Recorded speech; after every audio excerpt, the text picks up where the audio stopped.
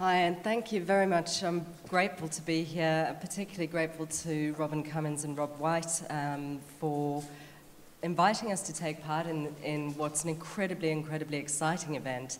And I know we've heard from a lot of people this morning, so I'm going to try and not hold you back from hearing what your challenge is today, which is coming up next. But what I wanted to talk about, and I think this ties together a lot of what we've heard today, is what it means to design for value. What we do at BCG Digital Ventures is we create businesses, and we do that by reimagining how people actually experience different products and services. And to do that, we need empathy. We apply human-centered design, but we do that in a way that actually connects with commercial thinking, so that what we create is not only desirable for the people who use it and meets the needs that they have, but it's also feasible to build. And it's viable to take to market in a commercial way. And what I'm hoping to share with you today is some examples of where that's worked well and where that hasn't, and also to give you a practical framework for thinking about this as you move forward with your designs over the next 24 hours. So, two examples that I wanted to share with you, and these are examples of where design can go badly in the mainstream, not just in attempts at being more inclusive in a universal way. And the first is the Philips Stark kettle, which is kind of appropriately shaped like a bullet, and is hopefully a reminder to everyone here today that there will be no magic bullets in design. And while the kettle looks interesting, it failed because the materials it was created from meant that the handle got incredibly hot when you tried to pour with it. The water spilt because you had to tilt the entire thing to a particular degree to be able to get it into your cup, and resulted in many people getting hurt in the process. So that's an example of something that was really desirable for a designer, and where ego got in the way of function.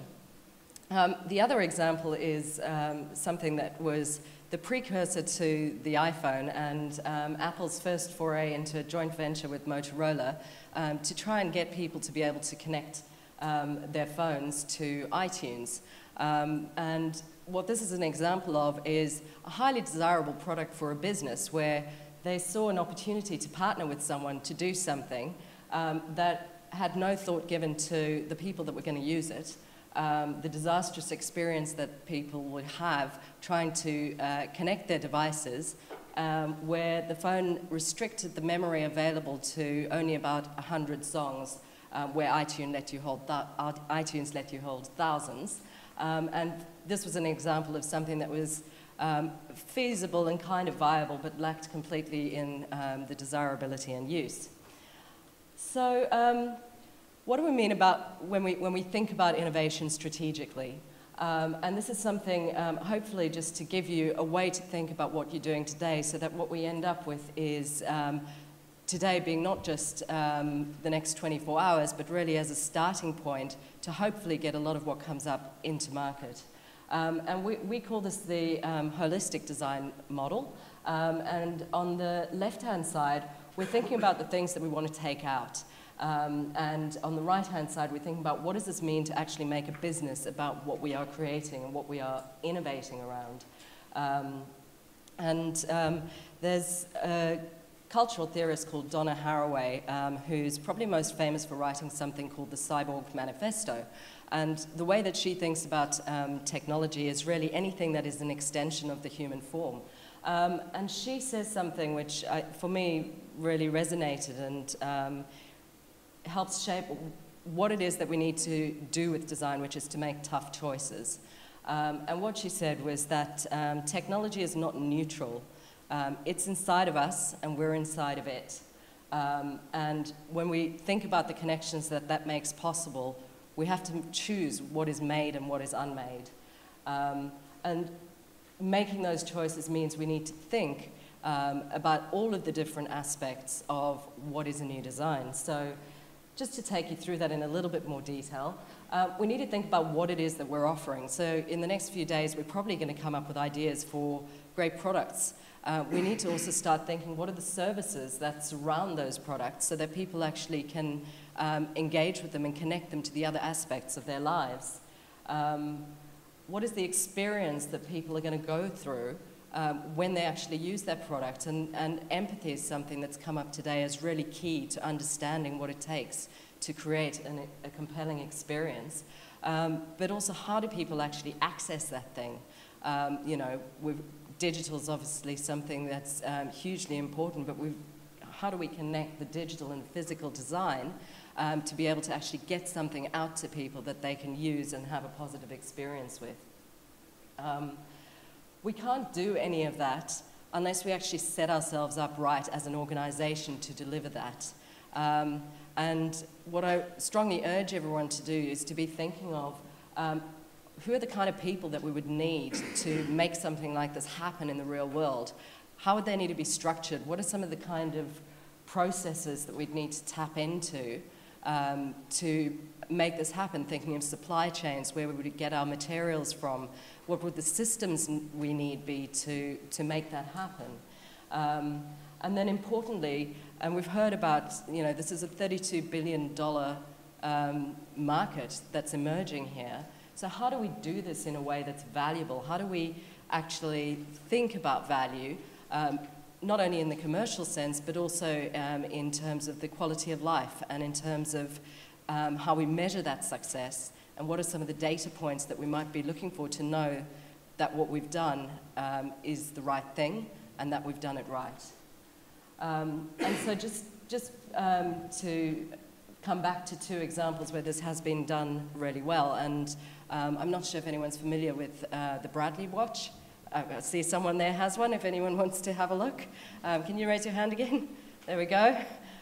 So this is something that was initially designed for people with visual impairments. It was inspired by a soldier who'd lost his vision in Afghanistan.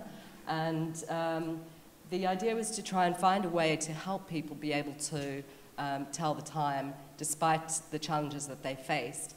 But what was really interesting here is, firstly, that it was funded through Kickstarter. So the people who designed this actually immediately sought how are we going to actually commercialize this, and how do we actually see what the demand is.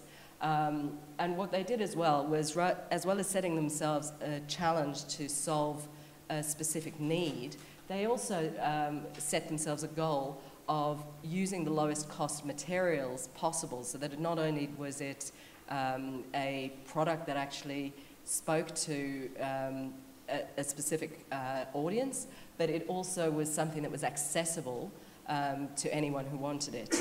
And not only has it taken off successfully, but it's found a much wider market in businessmen who like to check the time in meetings surreptitiously. And so it's achieving much greater success than they'd intended. The last example I'll leave you with are the OXO groups, and I think we saw an example of this in Denise's presentation. But this was started by a man whose wife suffered from arthritis, and he got incredibly frustrated at her lack of independence and her need to want to be able to continue doing things in the kitchen. And so he started to come up with this idea of how he could make it easier for her to do that. And one of the key choices he made in doing this design was to find a partner to work with to actually build this out, but also as a key point in the design brief to say that this is not to be designed specifically for people with arthritis. This is to be designed for everyone. The result of that is that they launched in 1991. The business had an initial turnover of $2 million. They've grown at 50% every year. And so for me, where that leaves us is, again, today I'd love to see is not just the end, but today and tomorrow are the beginning of what we will hopefully see as the next Bradley watches and OXO grips in market. And I wish everyone all the best of success to do that. And you're not alone. I'd now like to introduce the mentors who are going to be helping us through this process today. I don't know if they can raise their hands or stand up, but we've got the team from BCG Digital Ventures. We've got Jordan, who spoke earlier from UTS, and we've also got David Hobbs from Flinders University, and also Mark, who you met earlier. So those are the people who are going to be guiding you through the next 24 hours, and I don't want to hold you back, so thank you very much.